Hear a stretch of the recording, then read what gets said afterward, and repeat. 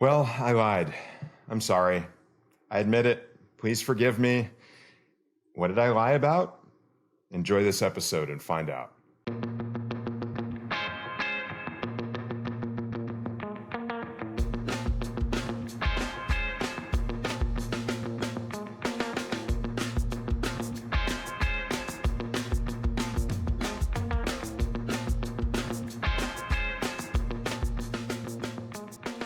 Friends and family, welcome back to Dadages. We've talked for the last couple of episodes about the power of the responsible, accountable mindset and about how it can be cultivated in a professional environment. And now I have to be accountable for something. As I said in the cold open, I lied to all of you. About what? Well, in the first episode on this Dadage, responsibility is a luxury, accountability is the price you pay for it, I said I'd be giving you 2 episodes on the topic. Then in the last episode, I said there would be a 3rd episode. Well, now I'm here to tell you that there's going to be a 4th solo cast in this series. That's right, 4. Today, in the 3rd episode, we're going to talk about powerful societal forces and events and their impact to undermine the establishment of the responsible, accountable mindset. As we've discussed on Dadages in the past, there are some things that are simply outside of our control. And sometimes outside forces on a global scale can undermine our best efforts to establish a culture within the environments that we each control. But don't get disheartened by listening to today's episode, because in the 4th episode on this series, we're going to conclude our discussion of the responsible, accountable mindset with a discussion about where you can have the greatest impact on the present and the future. And that's at home. We're going to focus today on 2 major challenges to accountability. One is a generational shift, and the other is a once-in-a-generation worldwide phenomenon. The first topic today is the rise of Gen Z and the vastly different perspectives from prior generations regarding leadership, institutions, authority, and accountability. The second topic is the impact of COVID-19 and how our society and the professional environment in particular have changed in this post-COVID parallel universe. Depending on your age, your experiences, and your perspectives, you might think that Gen Z and COVID are both pandemics. It's okay. You don't have to say it out loud. I know you're thinking it. Gen Z has established an entirely new vocabulary, as each generation tends to do.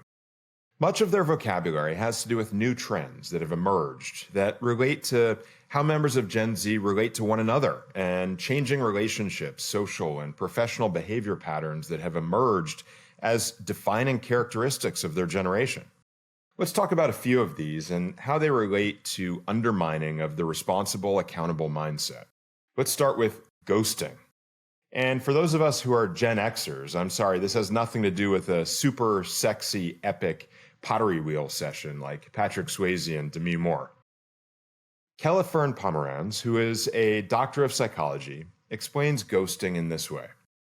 Ghosting is cutting off a relationship by abruptly ceasing all contact and communication with a partner without any apparent justification or warning, as well as ignoring the partner's attempts to reach out or communicate. In a 2018 study from Western University in Ontario, Canada, it revealed just how common ghosting has become. 65% of participants had disappeared on a partner, while 72% reported that their partner had ghosted them. But why do people engage in this behavior? Another doctor of psychology, Karen Ruskin, explains the motivation for ghosting this way. They don't want to confront what it is that they're feeling or they're experiencing. It's too hard for them. Ghosting allows for an avoidance of conflicts, an avoidance of explanation, and self-introspection. The ghoster avoids having to be kind and compassionate to the other person's feelings. While ghosting originally emerged as a relationship trend, a way to break up with a partner without taking any accountability for that process or for the feelings of the other individual, ghosting has carried over as an easy out approach to dealing with conflicts or potential awkwardness in all aspects of life. I've run into this with Gen Zers working within my company. On more than one occasion, I've had a team member simply stop showing up to meetings stop returning emails and phone calls, and simply disappear because they weren't happy with their job or our company or me or something. I'll never actually know. I have so many stories about being ghosted by Gen Z team members that they almost run together in my mind. But since this phenomenon of ghosting came out of relationships, I'll say this: you never forget your first time. Wait till you hear this story.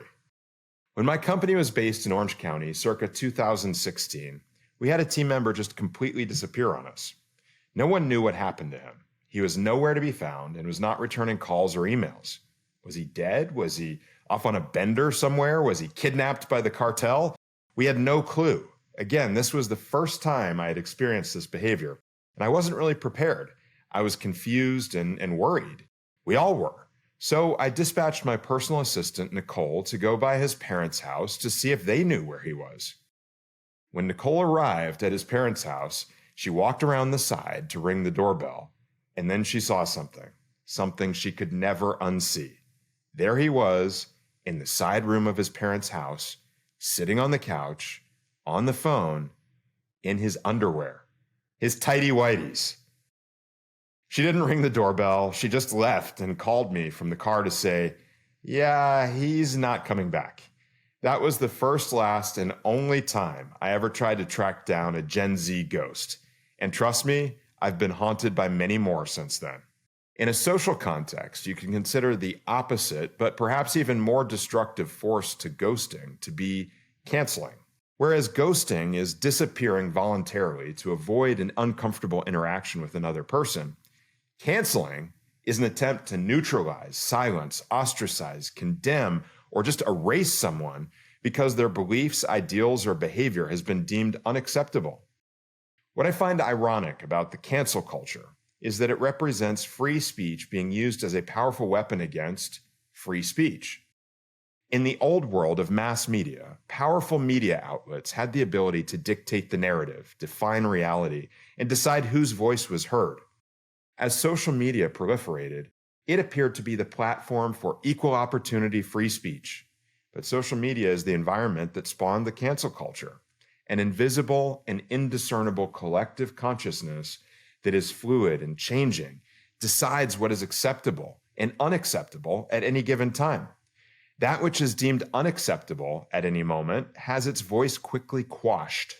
Permit me to make an obscure comparison here that only a very small percentage of you are going to understand. I was a Deadhead growing up. Not a major Deadhead, but I saw 16 Grateful Dead shows while I was in high school and college. What I loved so much about the culture of the Grateful Dead was its inclusivity. I remember going to shows in Madison Square Garden where I looked across the audience and saw people from all walks of life. I saw stockbrokers straight off Wall Street who had arrived in suits and ties and sat back, loosened their ties, had a beer, and enjoyed some great music. And then there were total hippies selling kind veggie burritos out of their VW vans in the parking lot.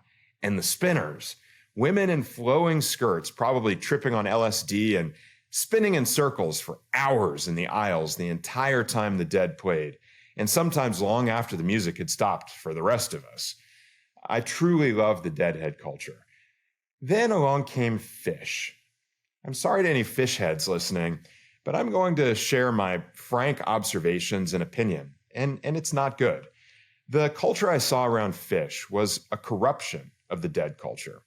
Phish heads seemed to have an attitude of, if you're not as alternative as we are, you don't belong here. I think the fans of Phish represented the first cancel culture that I experienced in person. I saw a couple of shows, left disheartened and a bit disgusted, and threw away all of the Phish albums I had and never went back. I suppose I had canceled them, but only in private in my own world. I don't think that makes me a hypocrite, but if you disagree, please let me know in the comments or email me at chad@dadages.com. So should we care about the cancel culture at hippie jam band concerts or on Twitter? Perhaps not. But the cancel culture can very quickly cross over into more established environments and can undermine free speech in an institutional setting, along with leadership and the transfer of knowledge. On July 7th, 2020, Harper's Magazine published a letter on justice and open debate. This was an editorial letter penned by over 150 notable individuals, including among them author J.K. Rowling of Harry Potter fame, Noam Chomsky of MIT, jazz musician Wynton Marsalis, and even chess grandmaster Garry Kasparov. In the letter, they wrote, "The free exchange of information and ideas, the lifeblood of a liberal society, is daily becoming more constricted. While we have come to expect this on the radical right, censoriousness is also spreading more widely in our culture. An intolerance of opposing views, a vogue for public shaming and ostracism, and the tendency to dissolve complex policy issues in a blinding moral certainty. We uphold the value of robust and even caustic counterspeech from all quarters, but it is now all too common to hear calls for swift and severe retribution in response to perceived transgressions of speech and thought. This is certainly a frightening view of the impacts of the cancel culture." And now let me tell you the story of Joel Petterson. Joel Petterson is a professor of management at the Stanford University Graduate School of Business, the former managing partner of Trammell Crow Company, and the former chairman of JetBlue Airways, chairman of the board of overseers of Stanford's Hoover Institution, and chairman of Petterson Partners, a private equity fund of over $3 billion. Certainly, a leader of Petterson's stature is beyond the reach of the cancel culture. Nope. Petterson described his cancellation in 2021 in the piece he authored entitled My Road to Cancellation, and in a detailed post to his LinkedIn profile, as he shared in those collective writings. "I made a decision to give up teaching MGE, a signature second-year course at Stanford's Graduate School of Business. Throughout my tenure at Stanford, I've sought to help students of every race, creed, nationality, and gender to become great business leaders. In a class I teach, students objected when guest CEOs claimed to have been colorblind. As an aside, those two CEOs were an African-American man and a woman. When I volunteered that I, too, had resisted hiring based on skin color, gender, or quotas, and had relied instead on character, competence, and commitment, some students were offended. I was summoned to respond to a disturbing complaint over having triggered woke students. Ultimately, there was threat of an investigation being launched into alleged hate crimes committed by Petterson based upon this circumstance and a couple of similar offenses of free speech, if you want to call them that. This is what forced him to go on sabbatical from teaching at Stanford. And while Petterson has remained a professor at the GSB, a position he has occupied since 1988, and he's now quietly gone back to teaching, it's a shame that such a prominent leader and an amazing professor had to endure such hardship at the hands of the cancel culture. But as a great leader, even though he did not understand or agree with the attacks waged upon him, he took accountability for the reactions he had elicited from his attackers and stepped aside. Quite a remarkable story of the responsible, accountable mindset. Let's talk now about some additional attributes of Gen Z that apply directly to a professional setting. In the last episode, I talked about how critically important the individual accountability is to the success of teams. I said collective accountability equals no responsibility. If no one individual takes ownership of a particular outcome, then that outcome is far less likely to occur, because there can be confusion or outright irresponsibility that leads to the job not getting done. It is far too easy for everyone to duck and cover when there's no individual that has been assigned accountability. But this notion is fundamentally at odds with one of the most discernible characteristics of Gen Z. Roberta Katz, Sarah Ogilvie, Jane Shaw, and Linda Woodhead led a multidisciplinary study of Gen Z across multiple educational institutions over several years and published the preeminent text on the subject entitled Gen Z Explained, The Art of Living in a Digital Age. Look for a link in the bulletin board at Dadages.com. In this book, the authors explain that members of Gen Z generally believe that those of us born prior to 1997 are responsible for handing over to them a broken world. They believe that the leaders and the traditional institutions of our society have failed all of us, and that it is the collective responsibility of Gen Z to fix everything and rescue all of us. And to those of us that don't get it, they just say, "Okay, boomer." And this palatable distrust of institutions and leaders among Gen Z members results in them responding to models of work that are described as collaborative. But the extreme form of collaboration they favor leads to a complete lack of leadership. One Gen Zer interviewed in the study characterized the Gen Z model of leadership in the following way.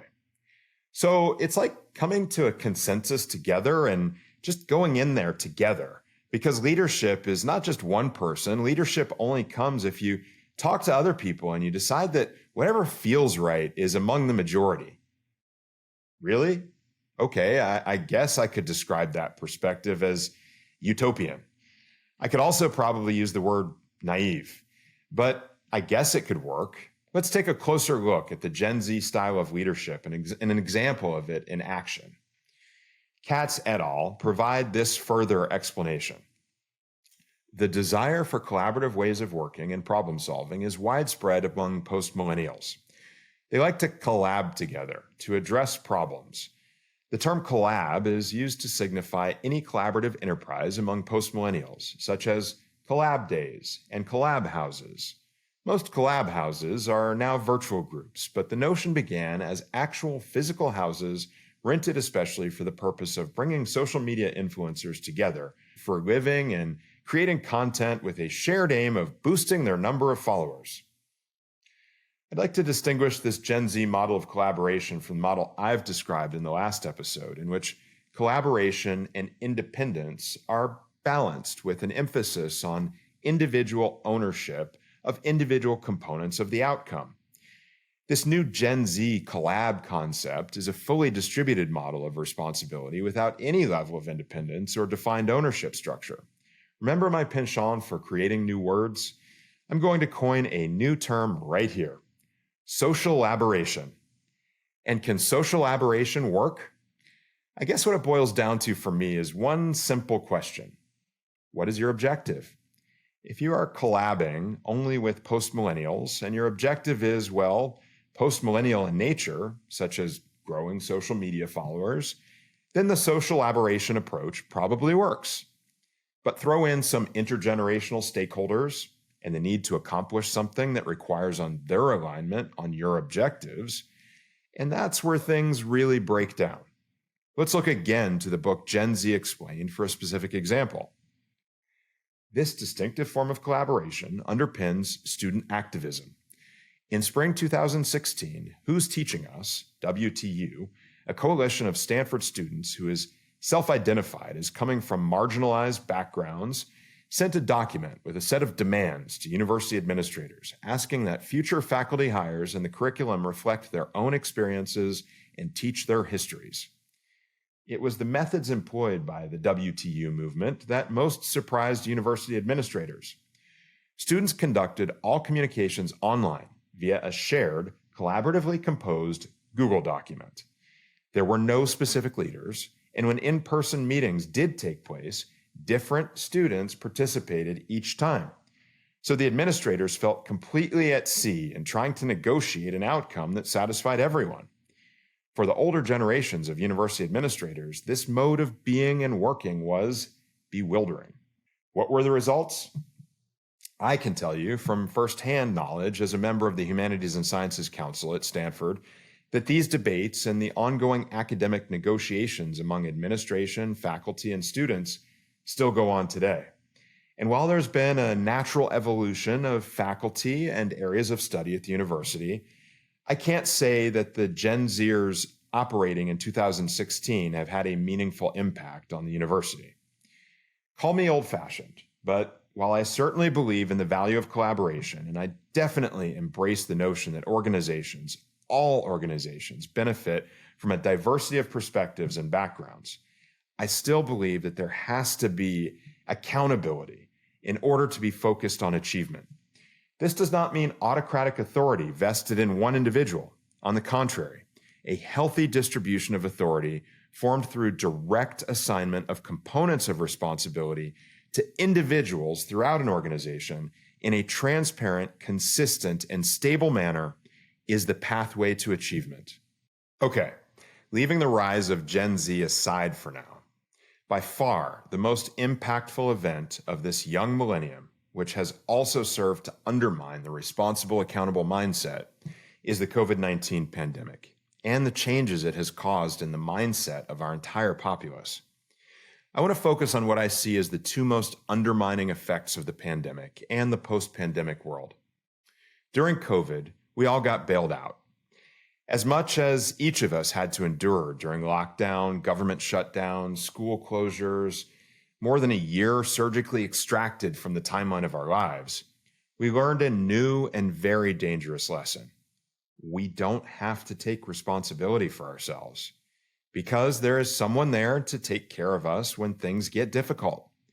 And while COVID inarguably had a dramatic impact on all aspects of life and business, the imagined, projected, contrived, exaggerated, downright fabricated impacts of the pandemic have wreaked further havoc on the world and on our ability to get back to work and back to life.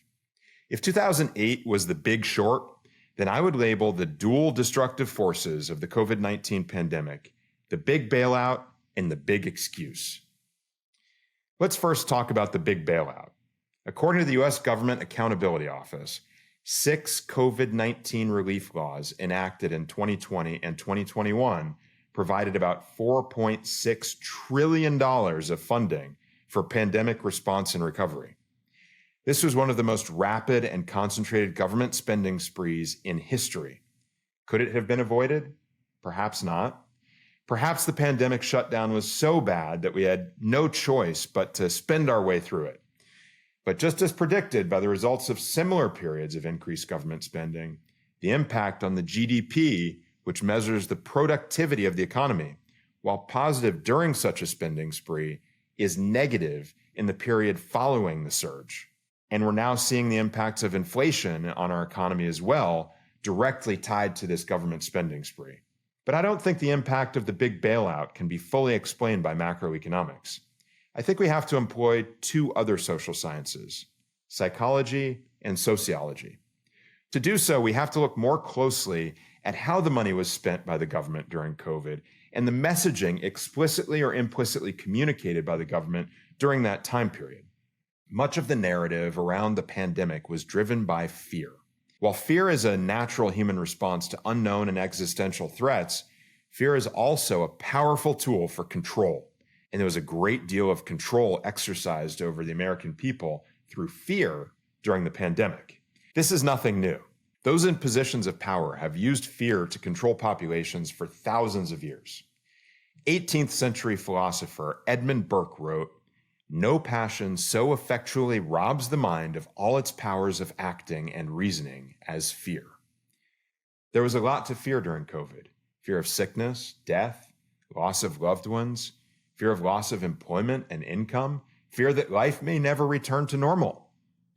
But the government was there to protect us and to save us all. Obligations were forcibly suspended, such as paying taxes and rent. Loans were given out to support businesses, and many of them forgiven without obligation for repayment. Paychecks were written by Uncle Sam to fill our pockets where employers could not. What were the psychological and sociological effects of these patterns of behavior by the government?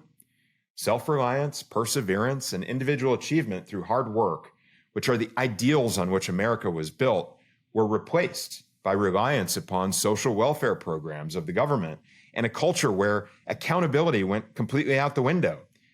Why should I ever go back to work if the government will pay me not to work in the worst of times? Why should I live up to obligations or commitments such as rental payments when the government says it's okay for me to shirk such obligations when things get really bad? Why should I ever repay loans or satisfy obligations if the government is going to loan me money and never expect repayment? Our entire population was dealt a new set of seductively irresponsible rules. We were all encouraged to practice irresponsibility to the point that it became habitual, and bad habits are hard to break. It is very easy to learn from a pattern of governmentally sanctioned societal irresponsibility in the face of struggles and to apply that same mindset of individual irresponsibility in the face of individual struggles. A lot of people just gave up working for good. This impact is masked when you just look at unemployment statistics because a lot of people don't really understand that if you're not looking for a job, you aren't counted as unemployed. You've simply left the workforce. Post-COVID, there's been a massive decline in the workforce participation rate. A May 2023 study done by the Brookings Institute, which is a nonprofit think tank in Washington, D.C., identified that 1.5 million workers have left the workforce post-COVID that cannot be explained by basic demographic changes. There's a full 1% reduction in the U.S. labor force based upon people who seem to be permanently out of the workforce. And beyond those numbers, they found that the number of hours worked by people throughout our economy fell as well. Average work hours fell by 0.6 hours per week from 2019 to 2022. Now, that doesn't sound like a lot, but it adds up. That reduction in hours worked is like taking another 2.5 million workers out of the labor force. This phenomenon has become known as quiet quitting. Megan Leonard wrote in an article for Fortune magazine on February 23, 2023. Much to the dismay of employers hoping to drive more productivity this year, quiet quitting isn't going away in 2023. Rather than actually walking off the job, quiet quitting is when workers pull back the time and effort they spend at work. Remember our discussion about ghosting? This is like baby ghosting, but still collecting a paycheck along the way. So we've talked about the big bailout and how it has eroded our workforce and our productivity. Clearly, there's been an economy-wide reduction in responsibility and accountability as a result. So what do I mean when I talk about the big excuse? Simple. If you wanted to get out of doing something, anything at all, since around mid-2020, you really only need one word: COVID. Magic. You're excused. Try Googling using COVID as an excuse. I did. I got 18,500,000 results. That's a lot of excuses. New York Times bestselling author Tim Rowland put it very well. COVID exposure is the new excuse that is not only unassailable, but like a canvas tote can be used over and over again, making it superior to say, I have to grout my tub that day, or I'm turning the compost heap. And it's not just for getting out of social events. Bad customer service? Sorry, COVID. Long lines at the airport? COVID. The delivery is delayed? It's COVID. We burnt your steak? Sorry, sir, COVID. I'm sure you can understand. While these examples are incredibly frustrating, they mostly just represent inconveniences or annoyances. But many instances of the great excuse can be far more substantive. In my business, they can be both crippling and costly. Timelines have been incredibly extended, and deadlines have gone out the window and seem to be a thing of the past. Costs have gone through the roof through a combination of inflation and plain old price gouging. Companies are not willing to live up to contractual obligations.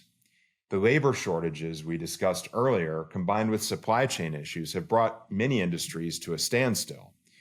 This is certainly the case with the construction industry. Perhaps the most pronounced delays in the construction process have been for the past 2 years and remain today HVAC systems. Heating and air conditioning systems have been tremendously impacted by supplies of raw materials like steel and supply chain issues around semiconductors. Air conditioning systems used to be nothing special in construction. Now they are more precious than gold. In the past year, we have had to beg, borrow, and steal HVAC systems from all over the world to complete our construction projects in our pipeline. In the prior Dadages episode entitled The Distance Between Success and Failure, I described that one of my greatest abilities and the measure of success for me throughout my career has been the ability to create a sense of urgency. In the last 2 years, I've had to reframe my own perspective and redefine success for myself and my organization. Success now is not tied to completing an objective on time and on budget. It's based simply on completing the objective at all, period. There are a lot of companies that are trying to take advantage of the chaos in the marketplace. Rather than working collaboratively to address these challenges that we're all facing, they will take advantage of the chaos for their own advantage. A friend of mine, who is the CEO of a major construction company, put it to me in this rather crude way. Chad, the general level of fuckery going on in the construction industry is at an all-time high. I see this particularly with major corporations like national retailers. There's a collective move away from responsibility and trying to shift accountability to other parties. Here are just a few examples of the kinds of things I hear every day in business right now as excuses to avoid dealing fairly with other people. We just aren't going to take that risk. Too much is outside of our control. We know what the agreement said, but these are our circumstances, and we aren't going to meet the commitments in the agreement. We aren't going to make a commitment to you because things could change and we need to maintain that flexibility. We need a backstop from you to protect us from the risks. And finally, I'm sorry, were you expecting me to say something? No, that last one is just silence. Remember ghosting? That has actually become an approach to handling contractual negotiations and obligations in our post-COVID world. These are the challenges we're all facing every day in our present business climate. If you are struggling with these challenges, please share your stories with us through our social media channels or email me directly, chad@dadages.com. We'd love to hear from you. This is an important time for all of us to come together. Those of us who still hold to the responsible, accountable way of life have to keep this world going for everyone who's abandoned any sense of personal responsibility whatsoever. That's where we will conclude today. We've spent a lot of time talking about ghosting, so I think I'm going to leave you all with a dad joke about ghosts. Why do ghosts hate the rain? Because it dampens their spirits. I hope I didn't dampen your spirits too much today. If I did, well, you'll have to tune in to our next episode, which will be much more uplifting, I promise. And to get us ready for that, here's another ghost joke. Why do ghosts love elevators? Because they lift their spirits. Keep your spirits lifted, Dadages, friends and family. And until next time, remember, Dad may not always know what he's talking about, but he sure can sound like he does.